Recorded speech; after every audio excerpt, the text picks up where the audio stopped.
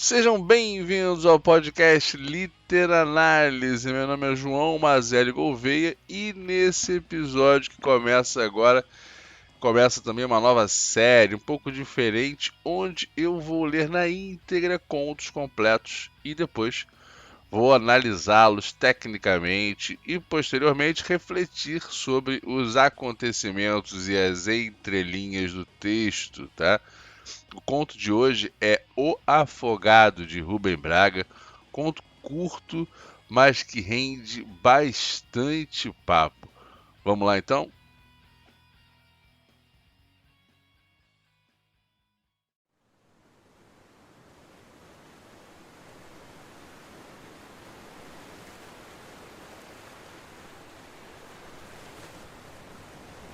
Não, não dá pé.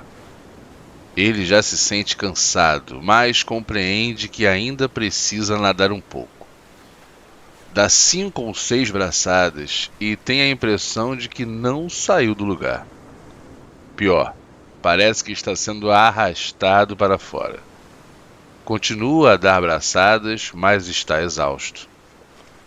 A força dos músculos esgotou-se. Sua respiração está curta e opressa. É preciso ter calma.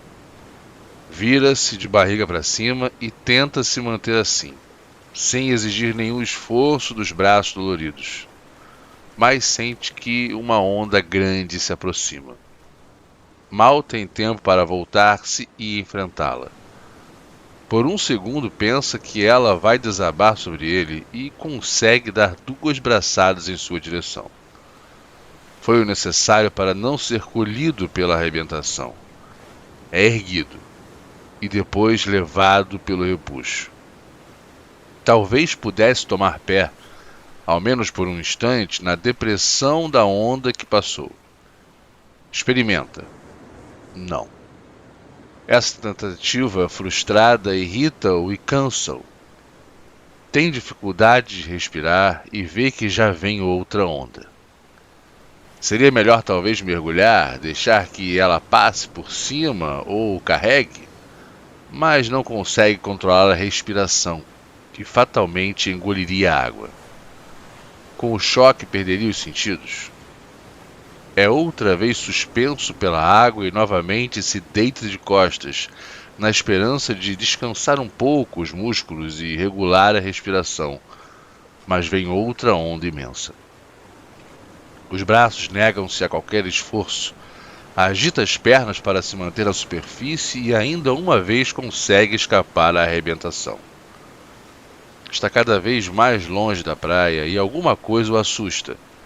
É um grito que ele mesmo deu sem querer e parou no meio, como se o principal perigo fosse gritar. Tem medo de engolir a água, mas tem medo principalmente daquele seu próprio grito rouco e interrompido. Pensa rapidamente que, se não for socorrido, morrerá.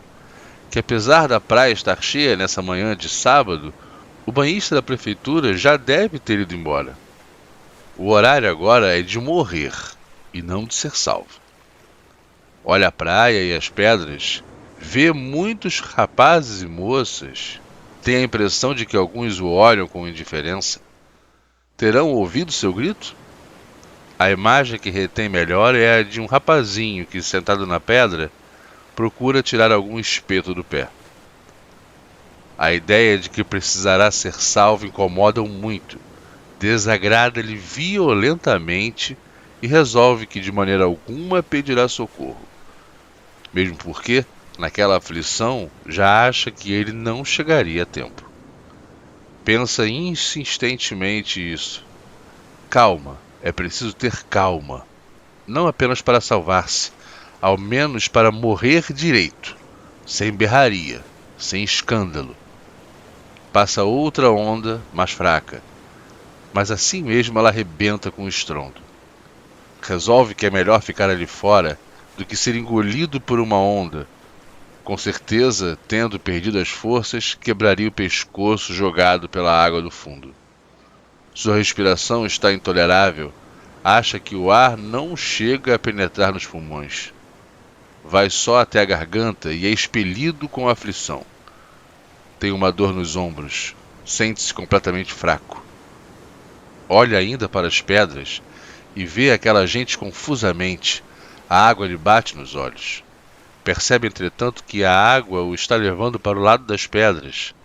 Uma onda mais forte pode arremessá-lo contra o rochedo, mas apesar de tudo, essa ideia lhe agrada. Sim, ele prefere ser lançado contra as pedras, ainda que se arrebente todo. Esforça-se na direção do lugar de onde saltou, mas acha longe demais. De súbito reflete que à sua esquerda deve haver também uma ponta de pedras. Olha, sente-se tonto e pensa: vou desmaiar. Subitamente, faz gestos desordenados e isso assusta ainda mais. Então reage e resolve, com uma espécie de frieza feroz, que não fará mais esses movimentos idiotas.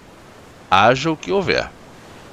Isso é pior do que tudo, essa epilepsia de afogado. Sente-se um animal, vencido que vai morrer, mas está frio e disposto a lutar. Mesmo sem qualquer força, lutar ao menos com a cabeça. Não se deixará enlouquecer pelo medo. Repara então que realmente está agora perto de uma pedra, coberta de mariscos negros e grandes. Pensa, é melhor que venha uma onda fraca, se vier uma muito forte, serei jogado ali. Ficarei todo cortado. Talvez bata com a cabeça na pedra ou não consiga me agarrar nela. E se não conseguir me agarrar de a primeira vez, não terei mais nenhuma chance. Sente, pelo puxão da água atrás de si, que uma onda vem, mas não olha para trás. Muda de ideia. Se não vier uma onda bem forte, não atingirá a pedra. Junta todos os restos de forças, a onda vem. Vê então que foi jogado sobre a pedra sem se ferir. Talvez instintivamente tivesse usado sua experiência de menino naquela praia onde passava as férias, e se acostumara a nadar até uma ilhota de pedra também coberta de mariscos. Vê que alguém em uma pedra mais alta lhe faz sinais nervosos para que saia dali. Está em um lugar perigoso? Sim, sabe que está em um lugar perigoso. Uma onda pode cobri-lo e arrastá-lo, mas o aviso o irrita. Sabe um pouco melhor do que aquele sujeito o que é morrer e o que é salvar-se. E demora ainda um segundo para se erguer, sentindo um prazer extraordinário em estar deitado na pedra, apesar do risco. Quando chega à praia e senta na areia, está sem poder respirar, mas sente mais vivo do que antes o medo do perigo que passou. Gastei-me todo para salvar-me, pensa, meio tonto. Não valho mais nada. Deita-se com a cabeça na areia e confusamente ouve a conversa de uma barraca perto, gente discutindo uma fita de cinema. Murmura baixo, um palavrão para eles. Sente-se superior a eles. Uma idiota superioridade de quem não morreu, mas podia perfeitamente estar morto. E, portanto, nesse caso, não teria a menor importância. Seria até ridículo de seu ponto de vista tudo o que pudesse discutir sobre uma fita de cinema. O mormaço lhe dá no corpo inteiro um infinito prazer.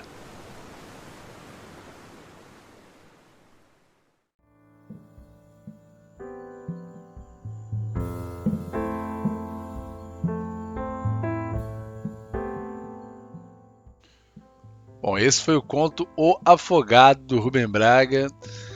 Eu adoro esse conto por diversos aspectos. A gente vai conversar sobre isso logo em seguida, mas antes eu vou pedir para você, está ouvindo no YouTube, deixa o teu like, aperta o joinha aí, ajuda bastante a gente, deixa o teu comentário, né? Se inscreva no canal. E se estiver ouvindo por outra plataforma como o Spotify, não esqueça de seguir aqui o podcast Literanálise e de deixar sua avaliação. As 5 estrelinhas ajudam bastante a gente a ganhar mais relevância aqui. O pessoal tem ajudado a gente com isso, então eu sempre peço o apoio de vocês, beleza? Ou também, se quiser manter um contato conosco, pode ir pelo e-mail podcastliteranalise@gmail.com, podcastliteranalise@gmail.com. Eu vou ler aqui, lerei sempre as mensagens que vocês mandarem. Hoje, Claudinei Barbosa tem um e-mail sobre o último, né, o episódio anterior, sobre folclores e lendas literárias de 12. Convido você a ouvir se você não ouviu ainda, tá? Claudinei Barbosa mandou uma mensagem pra gente assim: Caro João, como vai? Outro grande programa, hein? Valeu, obrigado, Claudinei. Esse é um tema do qual gosto muito e me traz boas recordações da época de garoto. Hoje em dia, enquanto chega o mês de outubro, fica tudo muito americanizado com o Halloween, que é bacana até, mas no meu tempo de escola, no ensino fundamental, esse era o período de apresentarmos trabalhos e exposições sobre o nosso folclore com desenhos e colagem em cartolinas desses personagens incríveis. Assim como você, gostei também da primeira temporada de Cidade Invisível, mas não concluí a segunda. Eu até agora também ainda não concluí. Parei no quarto episódio e não tive vontade de assistir mais. Comigo foi parecido, Claudinei. Já na literatura, li por volta de 2012 o livro do autor Walter Tierno, chamado Cira e o Velho, ambientado no período colonial do século XVII, que apresenta vários personagens do folclore nacional. E ano passado li o ótimo O Alto da Maga Josefa, da autora Paula Siviero, uma fantasia no sertão nordestino nos anos 60 que mescla nosso folclore com outros personagens da cultura pop. Uma das melhores leituras de 2023 para mim. Olha que legal, já ouvi falar do Alto da Maga Josefa principalmente. Ótima dica do Claudinei aí. Sobre Ken Follett, a gente conversamos sobre Ken Follett no último e-mail. Eu gostei demais do seu livro, desse livro, O Buraco da Agulha. Eu falei para ele que eu não tinha curtido muito. Que, para minha surpresa, descobri após a leitura que era seu romance de estreia. Tem sim a famosa barriguinha no texto, mas também já mostrava seu talento para transportar o leitor para a ambientação do período traumático que foi o da Segunda Guerra, com destaque para a grande resiliência que os personagens desenvolvem mediante suas provações. Fico por aqui para não me estender mais, torcendo para que dê tudo certo com sua nova estruturação que pretende fazer no programa. Grande abraço, Claudinei Barbosa. Claudinei, muito obrigado pela sua mensagem. Faça igual o Claudinei, mande seu e-mail também para podcastliteranálise@gmail.com para a gente bater esse papo por aqui. Beleza? Vamos então começar a nossa análise aí um pouco mais pro lado técnico, né, do conto do Rubem Braga, O Afogado. Bom, primeiramente eu vou falar um tiquinho do Rubem Braga, autor capixaba de Cachoeiro Itapemirim, cidade natal de dois brasileiros ilustres, além do Rubem Braga, né? O rei Roberto Carlos e o meu pai, o Sr. Péricles, que é um dos responsáveis pela minha veia criativa também como escritor. O Rubem Braga era jornalista e principalmente cronista. Estou inclusive lendo um livro de crônicas dele, muito legal, né? Mas também tem os seus contos. Esse, inclusive, eu conheci no livro Os 100 Melhores Contos Brasileiros do Século, né? Eu estou lendo esse livro de crônicas do Rubem Braga e já consigo ver alguns trejeitos das crônicas dele nos contos dele. É muito legal. Eu me considero um pouquinho conhecedor do Rubem Braga, até porque meu pai também gosta muito da escrita dele, né? Rubem Braga, que nos deixou em 1990. Bom, a gente começa a nossa análise pelo título, né? Como toda boa análise de conto deve ser. O título do conto geralmente tem um impacto mais no final da leitura, né? Mas esse aí já começa dando um spoiler, né? E como vimos no final, um spoiler falso, né? O Afogado, você imagina que, né, vai ser uma coisa meio trágica. Mas a gente vê que o nosso protagonista, né, o protagonista sem nome, né, não se afoga, né, mas esse sentimento de que possivelmente a gente estaria lendo os últimos minutos, né, os últimos pensamentos e tal de um afogado, deixa a gente meio apreensivo desde o início. Comigo foi assim, com você. Bom, logo de cara também identificamos que o conto é escrito no presente, o tempo verbal é inusitado, né? Ele se sente cansado, por um segundo pensa que ela vai desabar, né? O conto é quase um relato, como se alguém estivesse vendo de longe a situação, mas que ao mesmo tempo soubesse perfeitamente o que se passa na mente do protagonista. Esse tipo de narrativa não é muito comum, mas o Rubem Braga faz com maestria, né? Acho que é algo mais também encontrado nas crônicas, é quase como se fosse um autorrelato aí do que aconteceu, né? Eu acho que ele puxa muito da crônica nesse conto. Me chama a atenção também como o Rubem Braga é feliz em descrever essa sensação de estar meio preso em uma série de ondas. Eu, quando criança, frequentei muito praia, né? E as sensações são realmente muito vivas que ele descreve, né? Esse desespero que a gente sente, até os movimentos que o corpo faz dentro do mar e tal, né? Muito sensorial e narrativo. É incrível, realmente, isso de sair de uma onda e já estar praticamente embaixo de outra, né? Uma vertigem que o autor conseguiu botar no papel em pouquíssimas palavras. Como eu falei, o conto tem 2 páginas. Né? Outro traço que o Rubem Braga traz da crônica é essa ironia sutil em trechos, como, por exemplo, o banhista da prefeitura, seria algo como se fosse um salva-vidas, né? O banhista da prefeitura já deve ter ido embora, o horário agora é de morrer e não de ser salvo. É um humor bem leve, que não tira o foco, né? Nem a urgência do problema, mas que se soma aí na narrativa, né? Deixando o conto mais rico e variado. Gente, como eu falei, o conto tem 2 páginas e eu já ouvi gente dizendo que conto com menos de 10 páginas não deve ser considerado, né? Olha só. Aqui no Literanálise a intenção é trazer contos pequenos para ficar um tempo legal, né? Não se estender muito. E o que não falta é conto curto, impactante, bem escrito. Vocês vão ver aí, né? Se acompanharem o canal ou seguir a gente no Spotify, vocês vão acompanhar outros assim. Falando nisso novamente, se inscreva no canal, né? E siga a gente no Spotify, tá? Bom, começando agora nossas reflexões, né, e analogias aí que podemos extrair de O Afogado, do Rubem Braga. Olha, temos alguns aspectos, eu vou puxar alguns trechos, né, que me fazem refletir um pouquinho. Primeiramente, aqui logo no início, ele menciona: talvez pudesse tomar pé, ao menos por um instante, na depressão da onda que passou. Experimenta? Não. Essa tentativa frustrada irrita-o e cansa-o. Tem dificuldade de respirar e vê que já vem outra onda. Outras vezes a gente escuta, né? Cheguei no fundo do poço, né? Para me apoiar e conseguir sair e tal. Mas a gente também tem essa ideia de que a gente sempre consegue aprender com os nossos erros, né? O que o ideal seria isso, né? Que a gente se apoiasse numa depressão. Eu acho que a escolha dessa palavra, embora seja uma palavra usada ali na topografia, né, na geografia, né, a depressão do mar e tal, eu acho que não foi à toa que ele botou essa palavra aí. Eu acho que possivelmente tem uma intenção do Rubem Braga. Eu acho que tem muito a ver, né? E às vezes a gente se pega numa sequência de ondas, uma sequência de acontecimentos ruins da nossa vida, né? E que a gente, basicamente, como personagem, tenta sair, acha que não vai dar mais pé, né? Acha que já foi, tenta se apoiar, mas não consegue. Isso me chamou muito a atenção.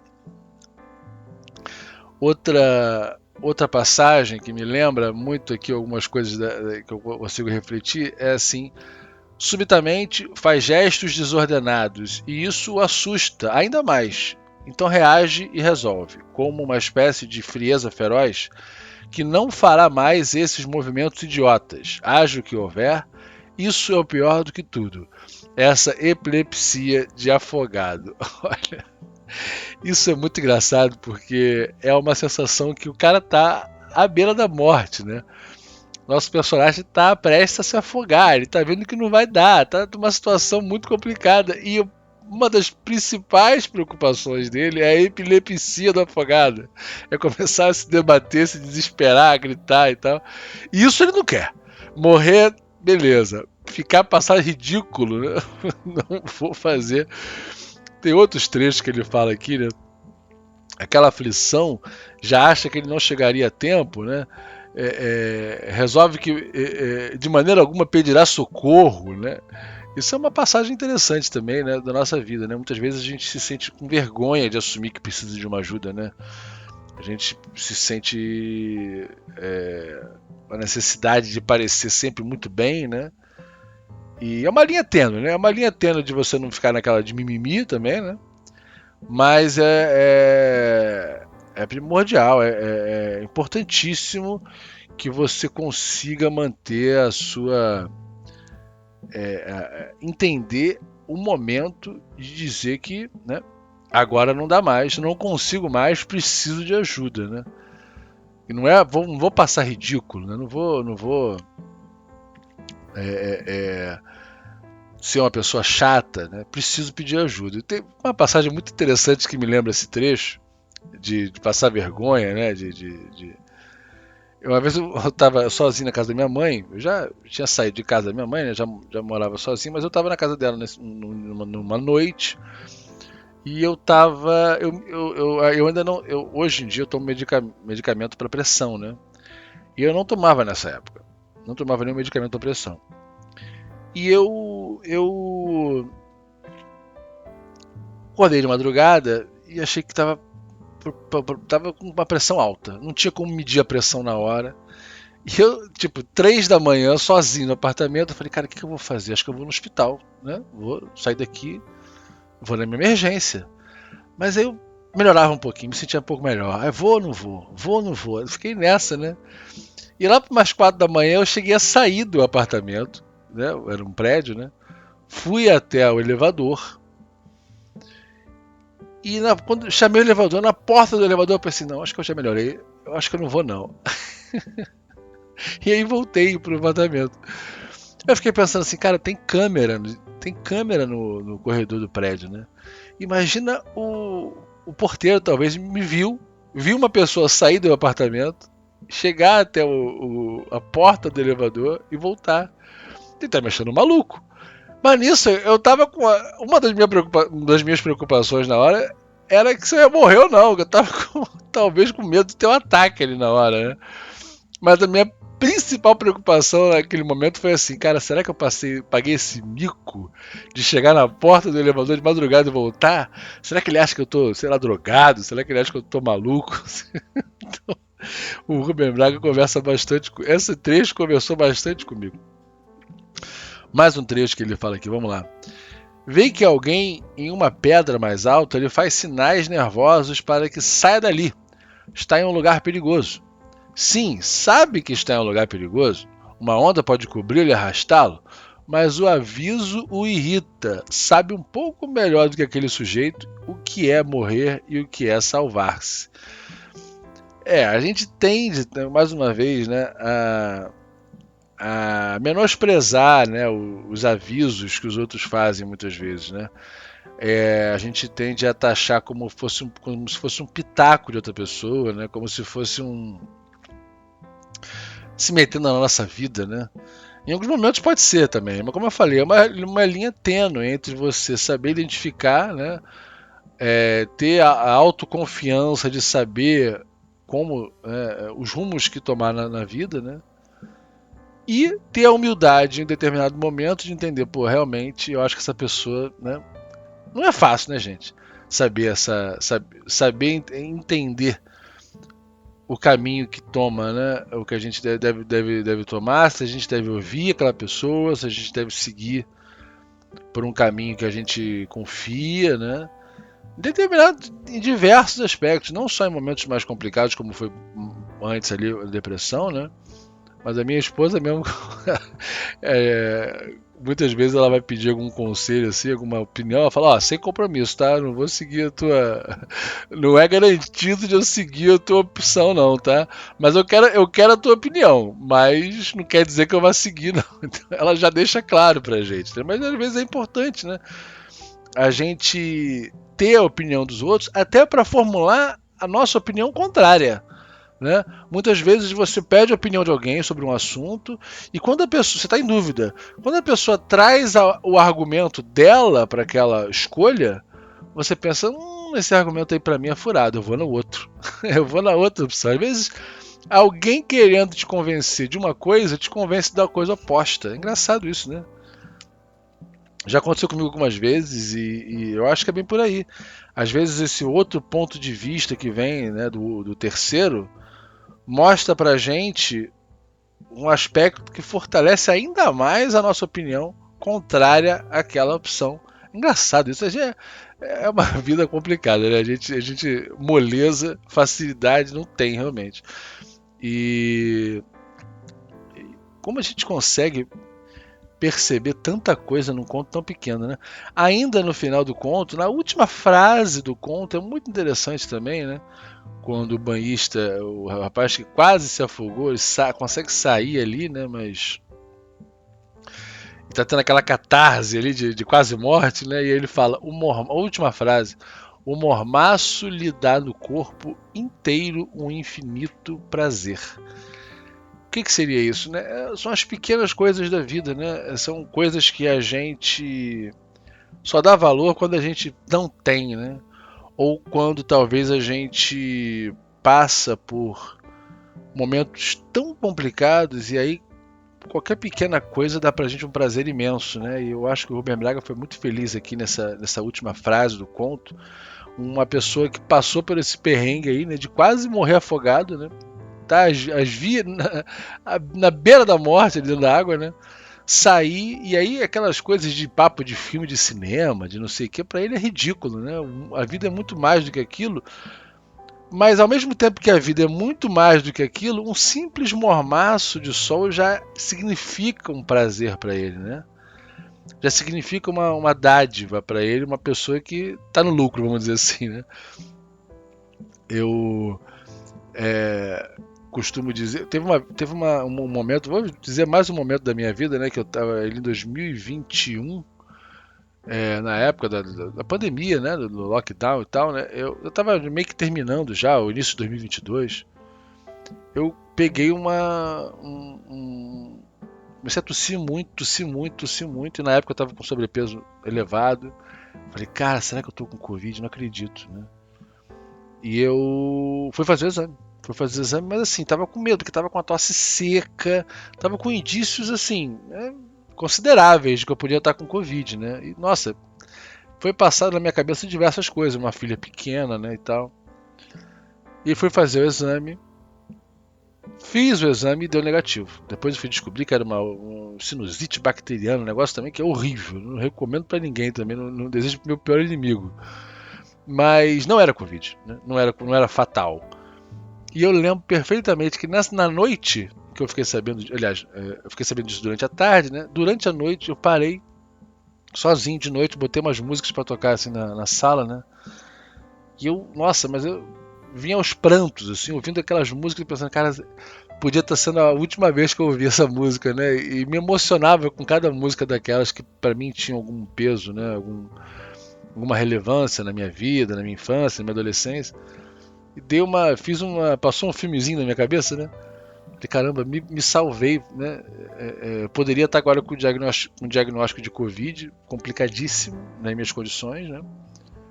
E também, além do sobrepeso, eu sempre tive asma a vida inteira, né? Então, assim, seria bem complicado realmente, né? E é basicamente essa sensação que o nosso querido protagonista teve aí, né? Com esse mormaço que deu prazer nele, no corpo inteiro, né? Logo depois de passar por essa experiência aí quase trágica. Vocês imaginam, gente? Você que é escritor, você que é escritora, valorize o conto. Porque o Rubem Braga aqui, em 2 páginas, olha quanto de assunto ele trouxe pra gente. 2 páginas. Nossa, não sei quantos caracteres foram, não sei lá. Quantas palavras tiveram aqui, né? Não menospreze a sua história, saiba bem o tamanho da sua história. De repente você não quer fazer um livro inteiro, você quer fazer um conto daquela história. E não é menor. Não tem tantos autores que têm uma carreira focada em contos, ou que não são não focada, mas com coletâneas importantes, Lígia Fagundes Telles, né? O próprio Machado de Assis, que tem diversos contos importantíssimos, Edgar Allan Poe, tantos outros aí, lá fora e aqui no Brasil. Como 2 páginas trouxeram tanta reflexão.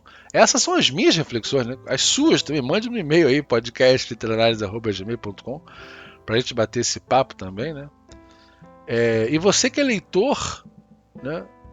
Você que não escreve, mas que gosta de ler, preste atenção, fica ligadinho aqui no nosso canal, no nosso podcast, que esse foi um conto bem curtinho. Eu vou trazer alguns ali, daí para um pouco mais, desse tamanho para um pouco maior, um pouquinho, mas nunca passando ali das 4, 5 páginas, para não ficar muito extenso, né? perceba a importância também, né? Valorize uma boa coletânea de contos, procure saber se aquele seu autor preferido não tem uma boa coletânea de contos também, para você entender que também existe muita reflexão em poucas páginas, principalmente se tratando desses grandes escritores como o Rubem Braga. Pessoal, eu vou me despedindo por aqui nesse episódio. Deixa aí a sua impressão de que você achou desse formato, esse formato, né, de mudança aí na estrutura, né?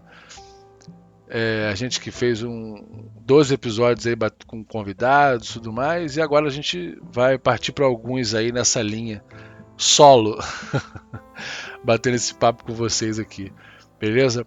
Meu nome é João Mazelli Gouveia, esse é o podcast Literanálise. Deixe suas sugestões tanto no YouTube quanto no e-mail podcastliteranálise@gmail.com, beleza? Muito obrigado pelo seu tempo, até a próxima, valeu!